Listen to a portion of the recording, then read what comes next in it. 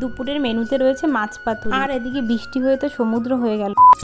সকাল সকাল মা ছাদের উপর জামা কাপড় মেলে এসেছিল, কিন্তু জামা কাপড় মেলেও কোনো কাজ নেই, কারণ সারাদিন শুধু বৃষ্টি আর বৃষ্টি। আমি তাই দৌড়ে ছাদে চলে গেলাম বৃষ্টি আসার সঙ্গে সঙ্গে জামা কাপড় তুলতে। তারপর চলে আসলাম দুপুরে রান্না বান্না করতে। এদিকে মাছ পাতুরি করব, ইলিশ মাছ পাতুরি, আর এদিকে এই যে চিচিঙ্গা ভাজা। তো এদিকে মাছটাও বসিয়ে দিয়েছি, তারপর এদিকে সবজি এই যে এই ভাজাটাও বসিয়ে দিয়েছি। আর বেগুন দিয়ে ইলিশ মাছ পাতুরি ব্যাপারটা কিন্তু অনেক ভালো লাগে। তোমাদের কার কার ভালো লাগে বেগুন দিয়ে ইলিশ মাছ পাতুরি কমেন্টে জানিয়ে যেও। আর এদিকে করেছি ডাল, তারপরে এদিকে একটু দুটো লেবু কেটে নিয়েছি, লেবুর জুস বের করে নিলাম, এটা এখন খাবো। ওদিকে রান্না বসিয়ে রেখে আবার এখানে চলে আসলাম। বললাম না সারাদিন বৃষ্টি, দেখো ঘরের সামনে মনে হচ্ছে সমুদ্র হয়ে গিয়েছে, তাই বসে বসে একটু বৃষ্টির মজা নিচ্ছিলাম। দিন রাত 24টা ঘন্টায় বৃষ্টি হচ্ছে, একদম ভালো লাগছে। আর এদিকে আমার অবস্থা দেখো, মাছ পাতুরি করেছি, লঙ্কা তুলেছি, তাই হাতটা জ্বলে যাচ্ছে, তাই হাতে একটু তেল লাগিয়ে বসে রয়েছি। হাতে জ্বলছে কি আর করা যাবে। এদিকে স্নান করে দুপুরের খাওয়া দাওয়া করতে বসে পড়ি।